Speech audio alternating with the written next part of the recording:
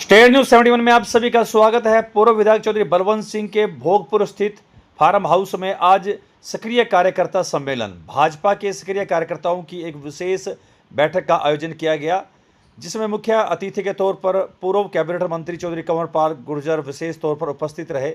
इसके अलावा जिला परिषद के चेयरमैन रमेश चंद्र ठस्का सहित रोजी आनंद मलिक एवं अन्य भाजपा के जिला स्तरीय पदाधिकारियों ने अपना संबोधन दिया। पूर्व विधायक चौधरी बलवंत सिंह ने सभी कार्यकर्ताओं से 14 अप्रैल 2025 को यमुनानगर में आयोजित होने वाली प्रधानमंत्री नरेंद्र मोदी की रैली में अधिक से अधिक संख्या में पहुंचने का आह्वान किया। तो आइए चलते हैं पूर्व विधायक चौधरी बलवंत सिंह के फार्म हाउस में और क्या कुछ वहां पर वक्ताओं ने कहा, आइए आपको सुनाते हैं। मोदी जी का विजन 2034 तक का है और उनको पता है कि युवा अब आगे आना चाहिए। जब युवा आएगा तो तभी तो देश की बागडोर संभालेगा। यही बातों को ध्यान में रखते हुए मोदी जी ने ये जो है और पार्टी की जो ऊपर की हमारा नेतृत्व है, केंद्रीय नेतृत्व है, उन्होंने ये फैसला किया। और रही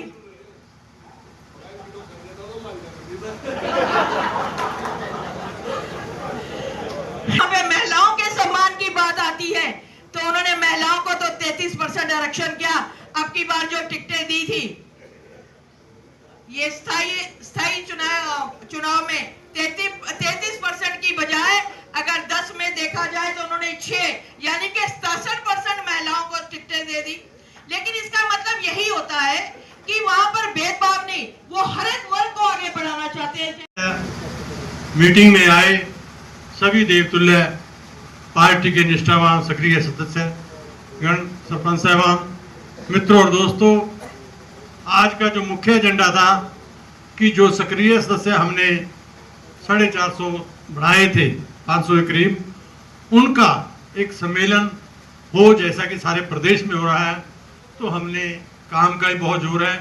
फिर भी आगे रैली की भी तैयारी है, फिर भी आपको एक न्योता दिया और आप सारे के सारे अपने जरूरी काम छोड़ के आ जाए, उसके लिए मैं आपका आभारी हूँ, धन्यवादी हूँ।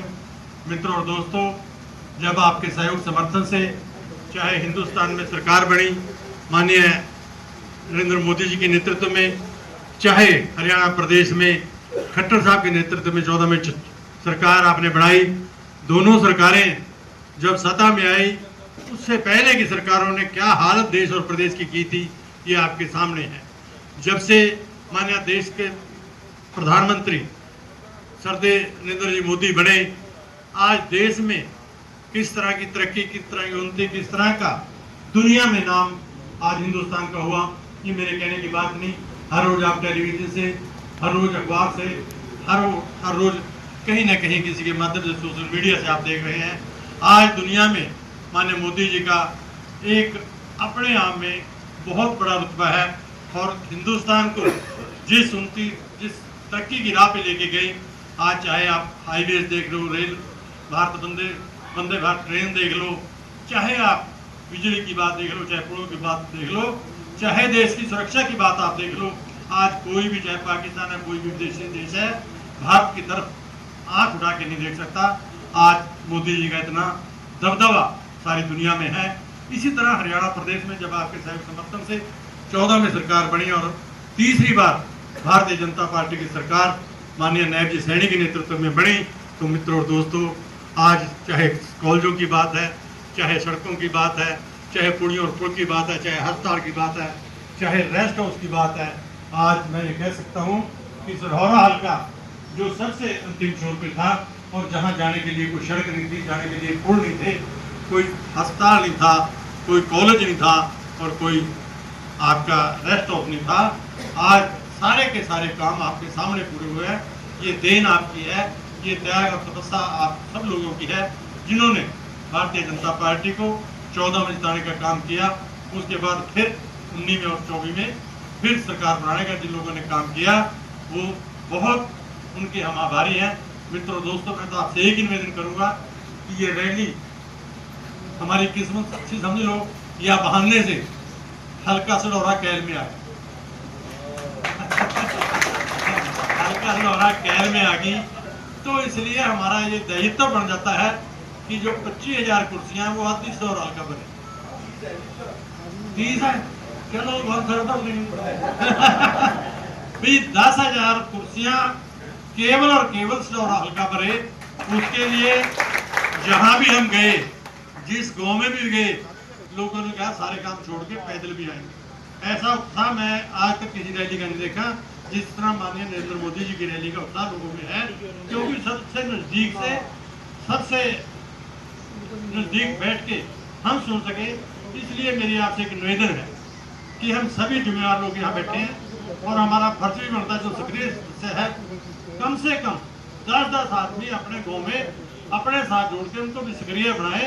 और रैली के लिए जहां बस लगी है, बस तो जाएगी, बस भरेगी भी, उसके अलावा मोटरसाइकिल कारों पे भी लोग आए और 11 बजे सही पहुंच के पहले कुर्सियां मल लें। अगर कुर्सियां ना मिली तो आप खड़ नहीं पाओगे। के बल के ऊपर ही सब कुछ निर्धारित है और ज्यादा कुछ नहीं कहते हो, विस्तार से तो आपको हमारे मंत्री जी और विधायक जी बताएंगे। और सभी की जो ड्यूटी लगी है, चाहे बस की है, सभी गांवों में हमने लिस्टें भी दे दी है।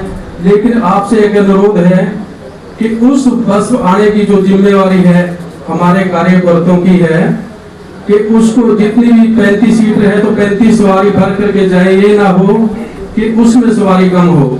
क्योंकि अगर वहां से सवारी कम होगी, कार्यकर्ता कम होगी, तो उसमें हमारे भी एक सोचने की बात है। क्योंकि इतने देर पहले हम ड्यूटियां लगा चुके हैं और फिर 13 तारीख को जैसे रात को एक निर्धारित कर लेना है कि कौन कौन लोग जाएंगे। आप उनके पास जाकर के ये समय तकरीबन 11 बजे का निर्धारित किया गया, हमने यहाँ से चलने का सुनौरे की जो जिला परिषद के चेयरमैन रमेश ठस्का जी, सम्मानित मंच, आज वक्ता होने के नाते सक्रिय सम्मेलन के लिए मेरी जो है वो ड्यूटी लगी थी। लेकिन उसके साथ साथ हमारा जो बहुत ही मुख्य मुद्दा है कि हमारे यहाँ पर माननीय प्रधानमंत्री जी पहुँच रहे हैं, उसका विषय बहुत ही विस्तार से विपिन सिंगला जी ले रहे थे। उन्होंने सारी जानकारी भी आपसे ली भी और आपको दी भी। ऐसे ही रमेश ठस्का जी ने आपसे अभी चौधरी बलवंत सिंह कह रहे थे कि प्रोग्राम भी सिनौरे में है और इनके प्रोग्राम में ठंड भी रहे। अरे यह बात मैं ही कही थी। मेरी एक यात्रा थी, इतना कड़क सूरज निकला, इतना कड़क सूरज निकला, हमारी एसटीसी फेर दी। और अगले दिन में चौधरी बलवंत सिंह के प्रोग्राम में आ गया, सारे में बादल रहे जा, कहीं ना कहीं चिप्पी जा बादल जा। तो मैं चौधरी बलवंत सिंह ने लगा कहने कि थारे अफसर ज्यादा है ऊपर ना, तब कहीं ना कहीं फिटिंग कर लो, हमारा कोई अफसर उपसर तो है नहीं, मुश्किल से कोई थानेदारी लगा तो मगाया गड़बड़ तो मारी गलो करकी। तो वही यह बात निश्चित है। और ये प्रोग्राम में भी देख लो यही है, राखी गिरा की जमुनानगर में प्रोग्राम होगा सिनौरे में वह बेचारे चगाना मार रहे है जी।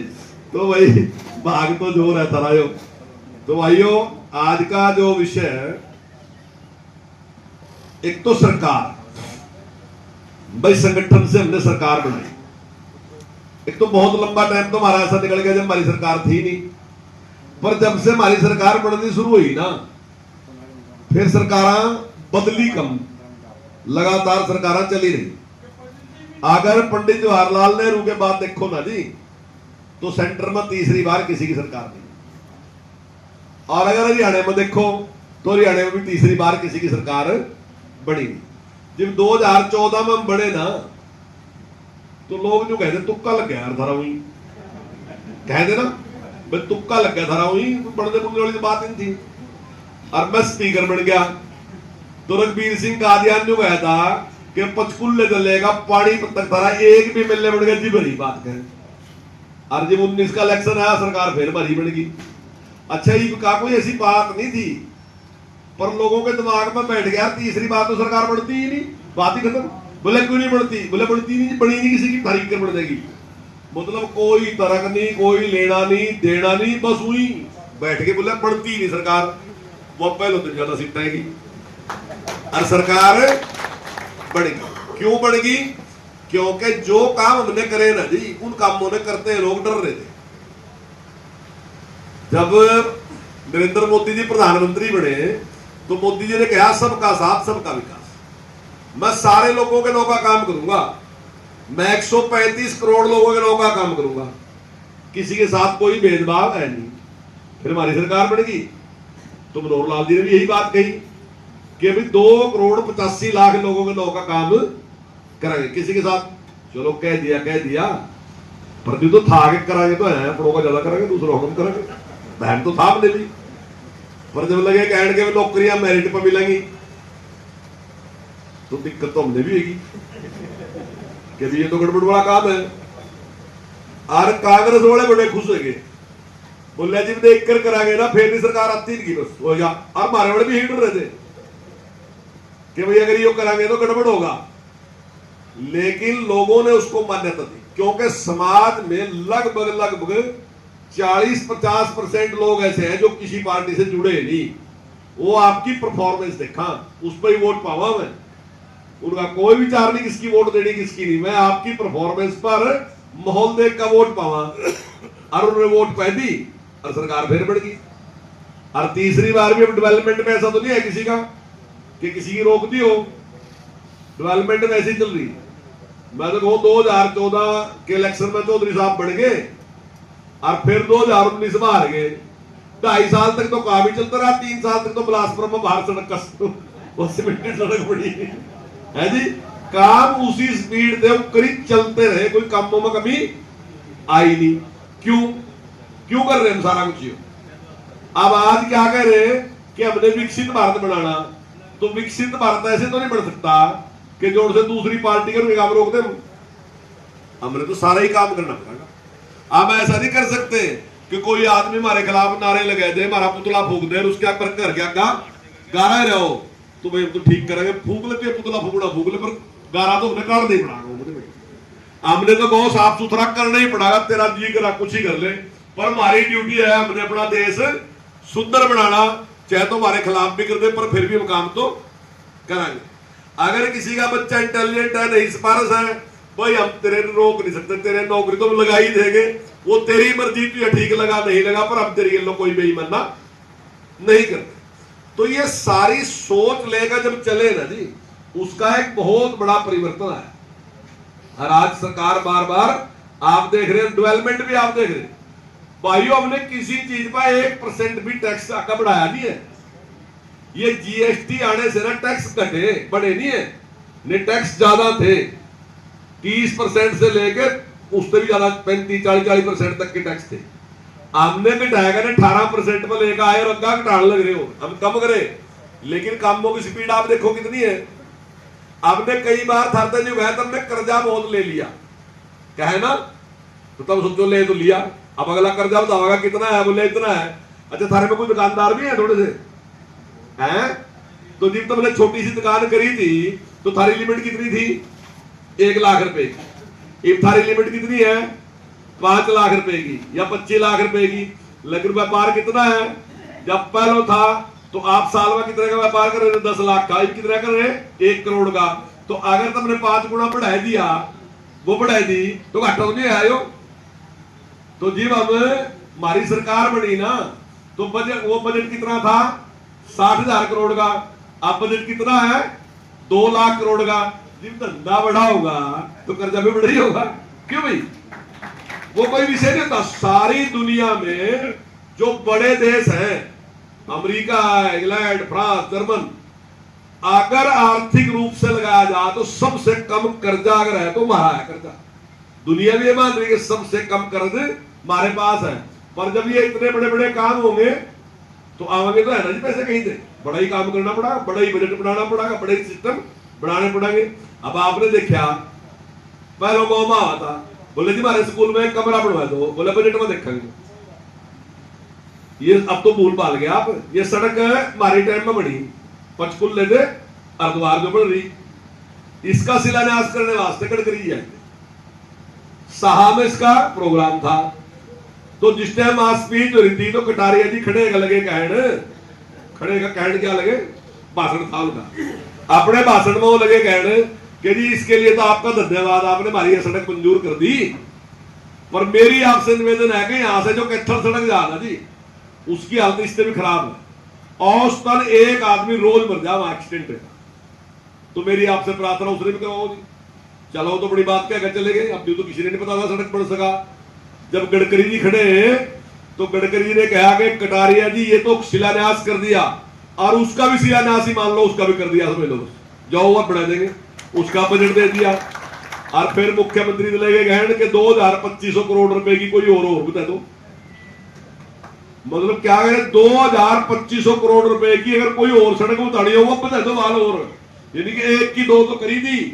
और ऐसे नहीं क्या चले गए हो, बढ़ेगी थी कि नहीं बढ़ेगी थी जी, भी बढ़ेगी थी, बिया बड़ी थी भी, वह भी बढ़ेगी। तो इतनी स्पीड के साथ आज काम होते जाए। आप देख रहे थे कितना नक्सलवाद था, माओवाद था, खत्म होता जा रहा नहीं जा रहा, क्योंकि हमने वही डेवलपमेंट शुरू कर दी। वहां जहां भड़कावा था ना, वहीं हमने ऐसी चौड़ी सड़क काट दी, वहीं इतने काम कर दिए कि वो अब जहां दम तोड़ रहा है, उनसे उल्टी सुल्टी बातें बढ़ावा दे लोगों ने, गरीब आदमी ने, वह ऐसा ऐसा दम तोड़ते रहे, क्योंकि दूसरे लोगों के पास कोई विचार नहीं। दूसरी बात पार्टी की है। अब आज आप बुलाए सारे के सारे, तो कह रहे थारी ट्रेनिंग करवाओगे, तो ट्रेनिंग क्या कर, तो मतलब थारा भी धार तेज हो जाएगी ना, हो जाएगी ना धार तेज, तुम बीजेपी के बारे में जान दोगे। तो अगर तुम्हारे घर का इलाज हो तो फिर थारा धार लगने देनी चाहिए ना, क्योंकि तुम भी मुश्किल खड़ी कर देंगे, कल तुम भी लगे। पर पार्टी क्या सोच रही कि हमने क्वालिटी चाहिए। यहां किसी के बापू का राज नहीं है, यहां तो क्वालिटी का राज है, क्वालिटी चाहिए। क्वालिटी की कर मिलेगी कि थारी ट्रेनिंग करवानी पड़ेगी। मैं थारे एक बहुत पुरानी बात बता रहा, थारे को तो एक आध ही होगा जिन्हें पता होगा उसका। हमारी पार्टी के राष्ट्रीय अध्यक्ष बलराज मधोक जी थे। जब जनता पार्टी बनी तो बलराज मधोक ने उसका विरोध कर दिया और वो उसमें शामिल नहीं, हमने पार्टी छोड़ दी। जोड़ सा आप पुराना आदमी हो, बता दो बलराज मधोक मेरा था, किसी ने ये भी मेरा 5-7 साल लगे, किसी ने ये नहीं पता रहा कि बलराज मधोक जिंदा भी है, राष्ट्रीय अध्यक्ष रहा था। एक सिंगल आदमी भी उसके लोग पार्टी छोड़कर नहीं गया था, सब के सब लोग पार्टी के साथ थे। तो यह आदमी किसके लो है, विचार के साथ है, उस विचार की यही ट्रेनिंग करवाऊंगा।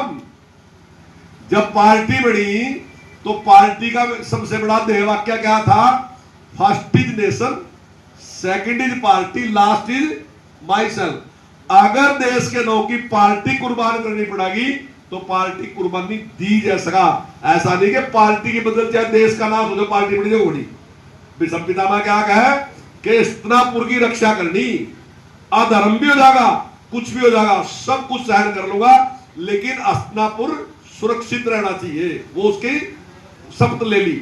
लेकिन हमने ऐसी शपथ नहीं, हमने देश की शपथ ले रखी कि देश सुरक्षित रहना चाहिए, देश तरक्की करना चाहिए, पार्टी कहीं भी हम उसका समझौता कर सका। और ऐसा नहीं हम कह रहे खाली, हमने कराया